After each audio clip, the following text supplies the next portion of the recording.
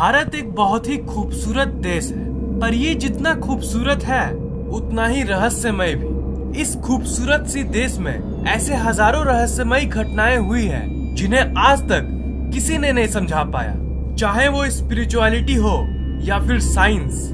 आइए एक्सप्लोर करते हैं भारत के कुछ ऐसे रहस्यमयी घटनाएं जिन्हें किसी ने नहीं समझा पाया। Number 1, red rain of Kerala. वो घटना इस दुनिया की सबसे रहस्यमयी घटनाओं में से एक है। इसे आज तक एक्सप्लेन नहीं किया जा सका और ये आज तक अनसुलझी पड़ी है। दिन था 5 जुलाई 2001, समय था दोपहर। लोग उस सुहाने दिन का मजा ले रहे थे, पर अचानक से बिजली कड़कना शुरू हो गई और एक ऐसी चीज शुरू हुई जिससे वहां के लोग आश्चर्यचकित हो गए, और वो थी बारिश। आप सोच रहे होंगे कि इसमें क्या खास बात है, पर वो कोई आम बारिश नहीं था, वो खून की बारिश थी। पर ये सब वहां के लोगों का मानना था।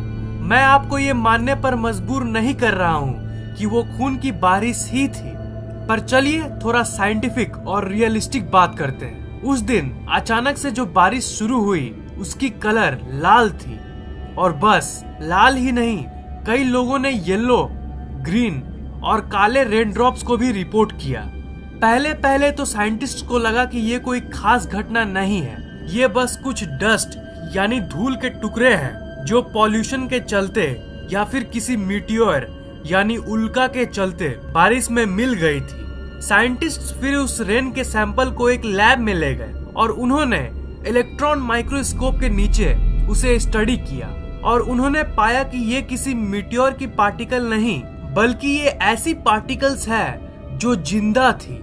जी हाँ, आपने सही सुना, वो जीवित पार्टिकल्स थी जिनके अंदर लाइफ था। साइंटिस्ट्स को वो रेड ब्लड सेल्स यानी आरसीबी जैसी लग रही थी, जिससे इंसानी खून बना है। ये सेल जैसी दिख रही थी। वो साइंटिस्ट कैसे पता करते कि ये सच में जिंदा है कि नहीं? इसका एक ही तरीका था, और वो है इसकी डीएनए की स्ट्रक्चर को देखना।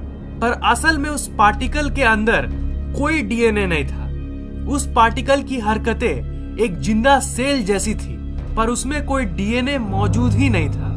वो काइंड ऑफ एक अजीब सी पैराडॉक्सिकल लाइफ विदाउट लाइफ था।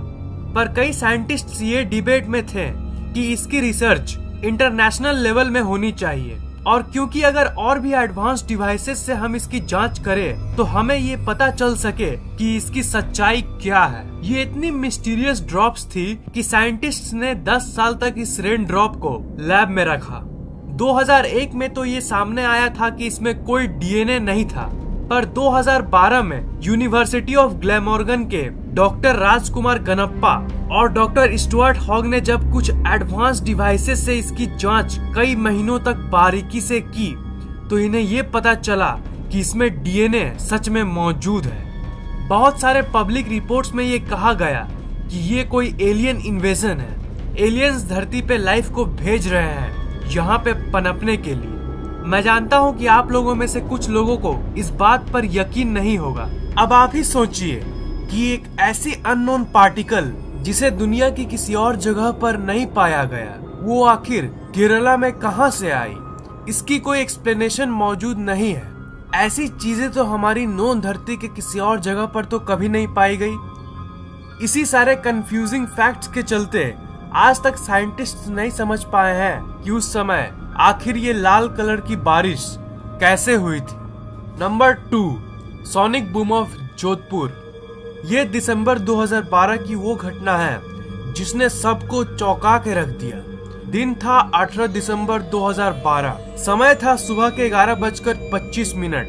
जोधपुर के लोगों को एक तेज डेफनिंग आवाज सुनाई दी। वो साउंड किसी बहुत बड़े विस्फोट जैसी लग रही थी। साइंटिफिकली बात करें तो ये साउंड तब पैदा होती है जब कोई जेट प्लेन आवाज से ज्यादा गति से ट्रेवल करे, पर वो आवाज कुछ ज्यादा ही अजीब थी।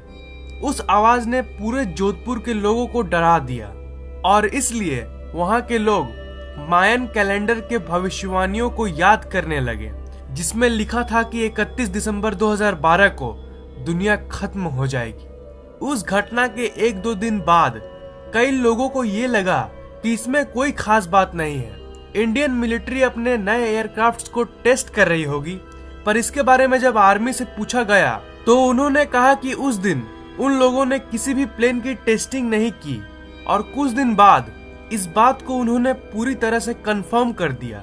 इंफॉर्मेशन ये आई कि सोनिक बूम की टेस्टिंग शहर में करना बिल्कुल भी अलाउड नहीं है, और ये इसलिए क्योंकि उसकी एनर्जी बहुत ज्यादा होती है और अगर ये ज्यादा हो गई तो ये वहां के निवासियों के घर के कांच और खिड़कियां भी तोड़ सकती है। इसलिए मिलिट्री सोनिक प्लेन की टेस्टिंग वहीं करते हैं जहां लोग नहीं रहते।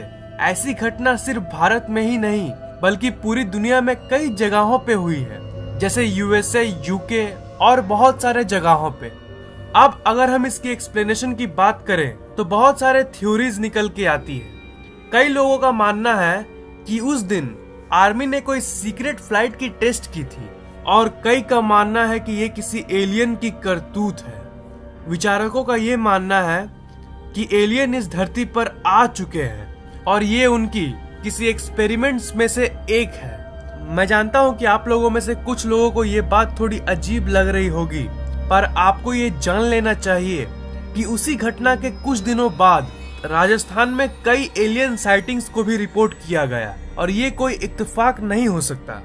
राजस्थान भारत के उन जगहों में से है जहां एलियन साइटिंग्स लगातार दिखती है। ये घटना बिल्कुल ही अनएक्सप्लेनेबल है और ये सोनिक बूम कैसे हुई ये कोई नहीं जानता, और विचारक यहाँ तक ये भी नहीं कंफर्म कर पाए हैं कि ये आखिर सोनिक बूम थी या फिर कुछ और।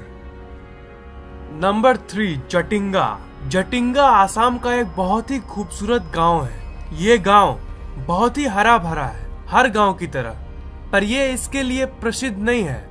ये एक बिल्कुल ही अलग सी अजीब घटना के लिए फेमस है, जो है सुसाइड ऑफ द बर्ड्स। ये घटना उस जगह पे हर साल के सितंबर से नवंबर के महीने के बीच में होती है। इस ड्यूरेशन में बहुत सारे बर्ड्स मास सुसाइड कर लेती है।